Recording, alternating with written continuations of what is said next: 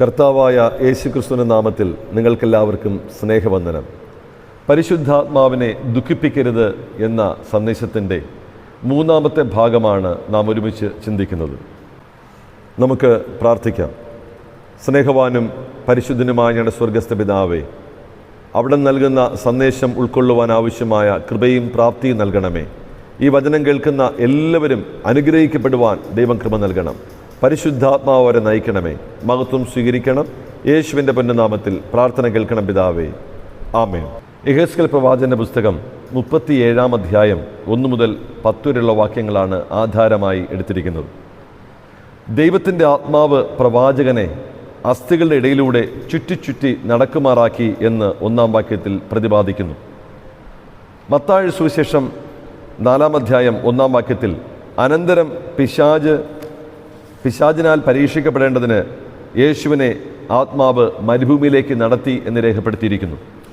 റോമർക്ക് ലേഖനം 8-ാം അധ്യായം 14-ാം വാക്യത്തിൽ ദൈവാത്മാവ് നടത്തുന്നവർ ഏവരും ദൈവമക്കളാകുന്നു എന്നും രേഖപ്പെടുത്തിയിരിക്കുന്നു. അപ്പോസ്തലനായ വിശുദ്ധ പൗലോസ് ഗലാത്യരുടെ ലേഖനം 5-ാം അധ്യായം 16-ാം വാക്യത്തിൽ ആത്മാവിനെ അനുസരിച്ച് നടക്കുന്നു എങ്കിൽ നിങ്ങളുടെ ജഡത്തിൻ്റെ മോഹം നിവർത്തിക്കുകയില്ല. ആത്മാവിനാൽ നടത്തപ്പെടുക, പരിശുദ്ധാത്മാവിനാൽ നയിക്കപ്പെടുക എന്നത് ഏറ്റവും വിശേഷതയുള്ള ഒരു കാര്യമാണ്. ദൈവത്തിൻ്റെ നിയന്ത്രണത്തിൽ നാം ജീവിതം മുന്നോട്ട് നയിക്കുക എന്നുള്ളത് ഏറ്റവും ശ്രേഷ്ഠകരമായ അനുഭവമാണ്. ദൈവജനത്തിൻ്റെ ജീവിതത്തിൽ മരുഭൂമിയുടെയും താഴ്വരതയുടെയും കഷ്ടതയുടെയുമൊക്കെ അനുഭവങ്ങളുണ്ടാകാം. പക്ഷേ അതിലൂടെയൊക്കെ പരിശുദ്ധാത്മാവ് നമ്മെ നടത്തിക്കൊണ്ട് പോകുമ്പോൾ അതിലൂടെ ദൈവാത്മാവ് ലക്ഷ്യമാക്കുന്ന അനുഗ്രഹീതമായ നന്മകൾ ഉണ്ട് എന്നുള്ളത് നമ്മൾ വിസ്മരിക്കരുത്. ദൈവജനത്തിൻ്റെ ജീവിതത്തിലുണ്ടാകുന്ന മരുഭൂമിയുടെയും താഴ്വരയുടെയും അനുഭവങ്ങൾ അനേകർക്ക് ജീവൻ നൽകുവാൻ മുഖാന്തരമായി തീരും എന്നത് പ്രസ്താവ്യമാണ്. പരിശുദ്ധാത്മാവിനെ അനുസരിച്ച് നടക്കുന്നവർക്ക് സാഹചര്യങ്ങളോടോ സൃഷ്ടിക്കുന്ന മനുഷ്യരോടോ വിദ്വേഷം ഉണ്ടാകുവാൻ സാധ്യതയില്ല.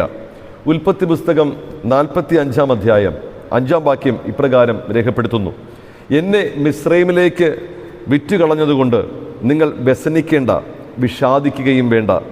ജീവരക്ഷയ്ക്കായി ദൈവം എന്നെ നിങ്ങൾക്ക് മുമ്പേ അയച്ചതാകുന്നു എന്ന് യോസഫ് പ്രസ്താവിക്കുന്നു. തന്നെ ദ്രോഹിച്ച അനുഭവങ്ങളെ ദൈവമൊരുക്കിയ അവസരങ്ങളായിട്ടത്രേ ദൈവാത്മാവിനാൽ നടത്തപ്പെടുന്ന മനുഷ്യൻ കാണുന്നത്. ഇത് ഒറ്റപ്പെട്ട സംഭവമല്ല. ദാവീദിനെ കൊല്ലുവാൻ ശൗൽ തിരഞ്ഞു നടക്കുമ്പോൾ ആ അവസരത്തിൽ ശൗലിനെ കൊല്ലുവാനുള്ള അവസരം ദാവീദിന് ലഭ്യമാകുകയാണ്.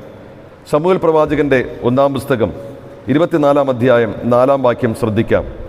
ദാവീദിൻ്റെ ആളുകൾ അവനോട്, ഞാൻ നിന്റെ ശത്രുവിനെ നിന്റെ കയ്യിൽ ഏൽപ്പിക്കും, നിനക്ക് ബോധിച്ചതുപോലെ അവനോട് ചെയ്യാം എന്ന് യഹോവ നിന്നോട് അരുളി ചെയ്ത ദിവസം ഇതാ എന്ന് പറഞ്ഞു. അപ്പോൾ ദാവീദ് എഴുന്നേറ്റ് ശൗലിനെയും, അവിടെ നമ്മൾ മനസ്സിലാക്കേണ്ട ഒരു കാര്യം എന്ന് പറയുന്നത്, ശൗലിനെ ദൈവം കയ്യിലേൽപ്പിച്ചു എന്ന് കൂടെയുള്ളവർ പറയുകയാണ്. ശൗലിനെ വളരെ നിഷ്പ്രയാസം കൊല്ലുവാൻ കഴിയുന്ന ഒരു അവസരമാണ് ദാവീദിൻ്റെ മുമ്പിൽ സംജാതമായിട്ടുള്ളത്. പക്ഷേ ദാവീദ് അത് ചെയ്യുവാൻ മനസ്സ് കാണിക്കുന്നില്ല. അദ്ദേഹത്തിന് അതിനെ അപ്രകാരം ഒരു ക്രൂരകൃത്യം ചെയ്യുവാൻ അനുവദിക്കുന്നില്ല. കാരണം പരിശുദ്ധാത്മാവാണ് അദ്ദേഹത്തെ നിയന്ത്രിക്കുന്നത്. അതുകൊണ്ടാണ് അപ്രകാരം പകവീട്ടുവാൻ അല്ലെങ്കിൽ അതിലൂടെ സുരക്ഷിതനായി തീരുവാൻ അദ്ദേഹം ശ്രമിക്കാത്തത്. അദ്ദേഹത്തെ സുരക്ഷിതനായി നയിക്കുവാൻ കഴിവുള്ള പരിശുദ്ധാത്മാവുള്ള വിശ്വാസം നമ്മെ ഓരോരുത്തരെക്കുറിച്ചും സഭയെക്കുറിച്ചും പരിശുദ്ധാത്മാവിന് വ്യക്തമായ പദ്ധതിയുണ്ട്. ദൈവത്തിന് കീഴ്പ്പെടുത്തുമ്പോഴാണ് അത് ചിലപ്പോൾ ചില കൂരിരുളിൻ്റെ അനുഭവങ്ങൾ ഉണ്ടായാലും അവിടെയെല്ലാം ദൈവികമായ നന്മയും സമൃദ്ധിയും അനുഭവിക്കുവാൻ സാധിക്കും. അല്ലെങ്കിലും ജീവിതത്തിൽ കഷ്ടതകളുണ്ടാകും. പക്ഷേ ദൈവഹിതപ്രകാരം ദൈവിക ആലോചനയാൽ നടത്തപ്പെടുമ്പോൾ ഉണ്ടാകുന്ന കഷ്ടതയുടെ നടുവിൽ സകല ബുദ്ധിയെയും കവിയുന്ന ദൈവസമാധാനം നമ്മെ നയിക്കും. പരിശുദ്ധാത്മാവിൻ്റെ ദൈവമായ കൃപ നമ്മെ വഴി നടത്തുവാൻ മതിയായതാണ്. മരുഭൂമിയുടെ അനുഭവത്തിലേക്ക് യേശുവിനെ ആത്മാവ് നയിച്ചപ്പോൾ മനുഷ്യപുത്രനെ ശക്തിപ്പെടുത്തുവാനുള്ള ഒരു പ്രയാണമാണത്. ക്രൂശിൻ്റെ ഭയാനകമായ ഒരു ചിത്രം ഗത്സമന തോട്ടത്തിലെ പ്രാർത്ഥനയിൽ പ്രകടമാകുന്നത് നമുക്ക് കാണുവാൻ കഴിയുന്നു. ക്രൂശിനെ അഭിമുഖീകരിക്കുന്നതിനുള്ള വേദനാജനകമായ ഒരു പ്രാർത്ഥന, പിതാവേ കഴിയുമെങ്കിൽ ഈ പാനപാത്രം എങ്കിൽ നീക്കണമേ, എങ്കിലും എൻ്റെ ഇഷ്ടമല്ല പിതാവിൻ്റെ ഇഷ്ടം എന്ന് പറഞ്ഞ് പിതാവിൻ്റെ ഹിതം ദൗത്യം നിറവേറ്റുവാൻ വേണ്ടി തന്നെ ഏൽപ്പിച്ചു കൊടുക്കുന്നതിനാണ്. പച്ചയായ ഒരു മനുഷ്യൻ കഷ്ടതയിലൂടെ നടന്നു പോകുവാൻ പലപ്പോഴും മനസ്സ് കാണിക്കാറില്ല. പക്ഷേ അവനെ സജ്ജമാക്കുന്ന പരിശുദ്ധാത്മാവിൻ്റെ കൃപയാണ് അവനെ ബലപ്പെടുത്തി അതിലൂടെ നയിക്കുന്നത്. അതുകൊണ്ടെന്താ സംഭവിച്ചത്? അവിടെ ഈ മരുഭൂമിയിലുള്ള അനുഭവങ്ങളും ക്രൂശിൻ്റെ പ്രയാണത്തിലൂടെ മധ്യേ ഉണ്ടായ അനുഭവങ്ങളുമെല്ലാം ഈ ഒരു തിക്തമായ അനുഭവത്തെ നേരിടുവാനുള്ള ശക്തി ആർജിച്ചെടുക്കുവാൻ കർത്താവിനെ സഹായിച്ചു എന്നുള്ളതാണ്. അത് പ്രപഞ്ചത്തിന് മുഴുവൻ സമൃദ്ധിയായ ജീവൻ നൽകുവാൻ കാരണമായി തീർന്നു എന്നുള്ളത് ശ്രദ്ധേയമാണ്. യെഹെസ്കേലിനെ താഴ്വരയിലെ അസ്ഥികളുടെ ഇടയിലേക്ക് അയച്ചതെന്തിനാണ്? അവിടെ ചുറ്റി നടക്കുമാറാക്കിയത് എന്തുകൊണ്ടാണ്? ദൈവത്തിൻ്റെ ദിവ്യമായ ശക്തി, സൗഖ്യമാക്കുന്ന ജീവൻ പ്രദാനം ചെയ്യുന്ന ശക്തി മനുഷ്യരിലൂടെയാണ്, അല്ലെങ്കിൽ സഭയിലൂടെയാണ്, നമ്മ ഓരോരുത്തരിലൂടെ, ദൈവമക്കളിലൂടെയാണ് മറ്റുള്ളവരിലേക്ക്, ലോകത്തിലേക്ക് ദൈവം വ്യാപരിപ്പിക്കുവാൻ ആഗ്രഹിക്കുന്നത്. പ്രവാചകനിലൂടെ ഉണ്ടാകുന്ന ദൈവ സാന്നിധ്യം ഈ അസ്ഥികളിലേക്ക് വ്യാപരിക്കുവാനും അവയിലൂടെ ചുറ്റി നടക്കുന്നത് കൊണ്ട് ദൈവ സാന്നിധ്യം അവയ്ക്കെല്ലാം അനുഭവേദ്യമായി തീരുവാനും അതിലൂടെ ഒരു ജീവൻ പ്രാപിച്ച്, സമൃദ്ധിയായ ജീവൻ പ്രാപിച്ച് ഒരു സൈന്യമാക്കി മാറ്റുവാനുള്ള ദൈവിക പദ്ധതിയുടെ ആരംഭമാണ് ഈ പ്രവാചകനെ ഇപ്രകാരം ചുറ്റി നടക്കുമാറാക്കിയത് എന്നുള്ളത് ശ്രദ്ധേയമാണ്. പൊട്ടക്കിണറ്റിൽ വീണതും അതുപോലെ അടിമയായി വിൽക്കപ്പെട്ടതും മിസ്രൈമിലെ തിക്തമായ അനുഭവങ്ങളും ദൈവത്തിൻ്റെ നിയോഗമായി കാണുന്ന ജോസഫ് തൻ്റെ ജീവിതത്തിൽ പരിശുദ്ധാത്മാവിനാൽ നിയന്ത്രിക്കപ്പെട്ടതുകൊണ്ടാണ് അവയെ അപ്രകാരം നോക്കിക്കാണുവാൻ ജോസഫിനെ ഇടയാക്കിയത്. അതുകൊണ്ട് എന്താ സംഭവിച്ചത് എന്ന് നമ്മൾ മനസ്സിലാക്കണം. അതിലൂടെ അനേകായിരങ്ങളുടെ ജീവൻ നിലനിർത്തുവാൻ ജോസഫിനെ ദൈവം മുഖാന്തരമായി ഉപയോഗിക്കുകയാണ്.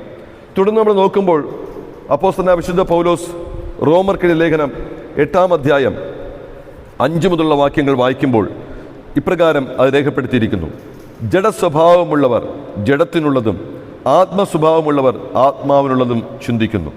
ജഡത്തിൻ്റെ ചിന്ത മരണം, ആത്മാവിൻ്റെ ചിന്തയോ ജീവനും സമാധാനവും തന്നെ.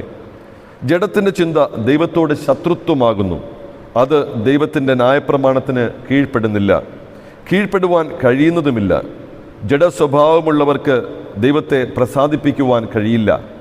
നിങ്ങളോ ദൈവത്തിൻ്റെ ആത്മാവ് നിങ്ങളിൽ വസിക്കുന്നു എന്ന് വരികിൽ ജഡസ്വഭാവമുള്ളവരല്ല, ആത്മസ്വഭാവമുള്ളവരത്രേ. ക്രിസ്തുവിൻ്റെ ആത്മാവില്ലാത്തവൻ അവനുള്ളവനല്ല. ഇപ്രകാരം ജഡസ്വഭാവം അല്ലെങ്കിൽ ജഡീകമായ ചിന്തകളും കാര്യങ്ങളും കഷ്ടത ഒരിക്കലും ആഗ്രഹിക്കുന്നില്ല. സുഖലോലുപതയോടെ ജീവിക്കുവാനാണ് ആഗ്രഹിക്കുന്നത്.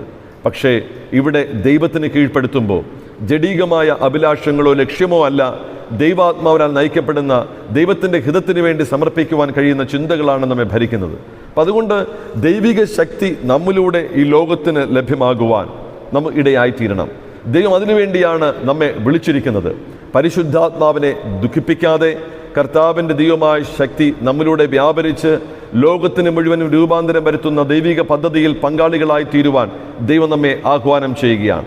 ഈ പോരാട്ടത്തിൽ നാം ഏകരല്ല എന്ന് മനസ്സിലാക്കണം. നമ്മെ ഈ ദൗത്യത്തിനായി ശക്തീകരിക്കുന്ന പരിശുദ്ധാത്മാവിൻ്റെ നിരന്തരമായ സാന്നിധ്യം നമ്മോട് കൂടെയുണ്ട്. കൂടാതെ ഞാൻ നിങ്ങളെ ഒരു നാളും അനാഥരായി വിടുകയില്ല എന്ന് പറഞ്ഞ കർത്താവിൻ്റെ ദൈവമായ കൃപയും നമ്മോട് കൂടെയുണ്ട്. അതുകൊണ്ട് നാം പരാജയപ്പെട്ടു പോകുകയില്ല. ദൈവത്തിൽ ആശ്രയം വെച്ചുകൊണ്ട് ദൈവിക ശക്തിയോടെ മുന്നേറി കർത്താവിൻ്റെ ദൗത്യം നിറവേറ്റുവാൻ ദൈവത്തിൻ്റെ ആത്മാവ് നമ്മെ സഹായിക്കുമാറാകട്ടെ. ആമേൻ. നമുക്ക് പ്രാർത്ഥിക്കാം. സ്നേഹവാനും പരിശുദ്ധനുമായ ഞങ്ങളുടെ സ്വർഗസ്ഥ പിതാവേ, അനുഗ്രഹീതമായ ഈ നിമിഷത്തിനായി നന്ദിയോട് സ്തോത്രം.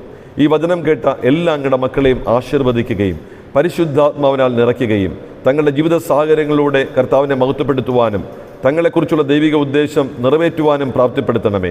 എല്ലാ തിന്മകളിൽ നിന്നും പരാജയങ്ങളിൽ വിടുവിച്ച് കാക്കണം, ദുഷ്ടങ്ങളിൽ നിന്ന് വിടുവിച്ച് കാക്കണമേ. മഹത്വം സ്വീകരിക്കണം. യേശുവിൻ്റെ പൊന്നുനാമത്തിൽ പ്രാർത്ഥന കേൾക്കണം പിതാവേ. ആമേൻ. പിതാവും പുത്രനും പരിശുദ്ധാത്മാവുമായ സർവശക്തനായ ദൈവത്തിൻ്റെ കൃപകളും അനുഗ്രഹങ്ങളും നാം എല്ലാവരോടും ഇന്നും എന്നേക്കും കാലാവസ്ഥാനം കൊണ്ടായിരിക്കുമാറാകട്ടെ. ആമേൻ.